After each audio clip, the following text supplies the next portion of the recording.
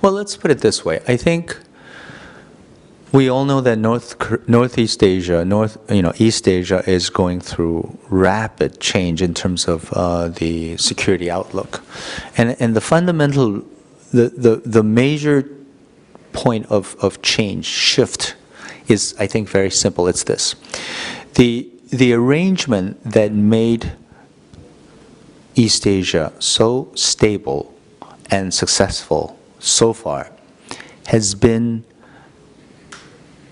well, different ways to put it, but let me just put it bluntly, U.S. occupation of Japan after the Second World War.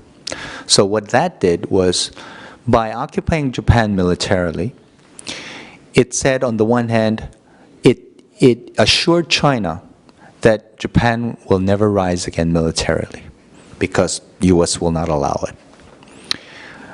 At the same time, the U.S. assured the Japanese and said, look, don't fear the rise of China. We will defend you. So just focus on economic growth. So this arrangement is what enabled both China and Japan to focus solely on economic development without worrying about the security environment. It is precisely this arrangement under which South Korea also prospered. Now, this is the big plate. This was the big arrangement that is now undergoing fundamental change. When we look at the most recent U.S. endorsement, just a few days ago, with the visit of Secretary of State Kerry and Secretary of Defense Hagel, when they endorsed the Japanese effort to affirm their right to collective self-defense, what it does is opens the way for Japan to start rearming itself, or at least contribute more in a direct way to militarily to the alliance that they have with the United States.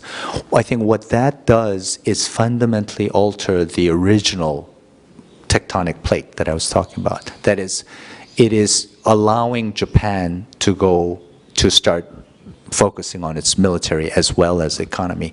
That changes everything. That changes the whole equation in the region, because again, the fundamental premise is Japan will not rise militarily again because U.S. will not allow it. That was the fundamental assurance. Now U.S., for various reasons that we all know, is feeling the pressure budgetarily and otherwise, and they're trying to pull back. They need the Japanese to come in and take up the slack. So I understand why the United States wants to do this, but at the same time, what we need to be clear of is that that is altering a fundamental structure of the geopolitical situation here. Now, as far as South Korea is concerned, until very recently, we thought we had made it. We thought we had been on the right side of history, that we had adopted the right economic system. Despite all the trials and failures and tribulations of the past, we have come so far, and we made it. We made the transition to democracy. So for a split second, we were feeling comfortable. And then now we see North Korea developing nuclear weapons, China's rise, and Chinese nationalism stoking Japanese nationalism, which we had thought had become dormant, basically. So we see Japan and China becoming militarily more powerful by the day and actually start feuding with each other. And we see the United States slowly, maybe not absolutely, but at least relatively, in relative terms, pulling out, or its influence in the region declining. So we find ourselves again in an incredible bind that we could not have imagined 5 years ago that we'd find ourselves in today. So we are at the same time proud of our achievement, both economically, politically, but at the same time, we're very, very anxious that the world under which we were able to prosper economically and politically is changing very rapidly. And if the fundamental structure changes, then we will be forced to make the kind of choices that we would really rather not make.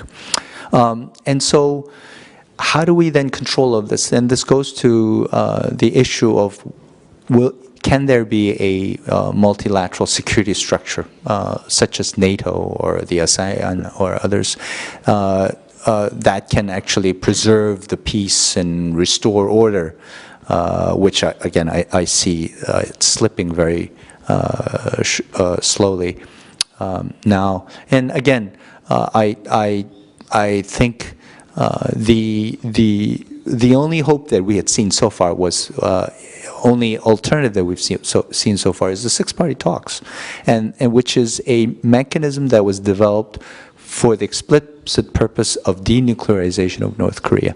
And I think therein does lie the answer to eliminating one of the fundamental obstacles to a long-lasting security, stable security regime in this region.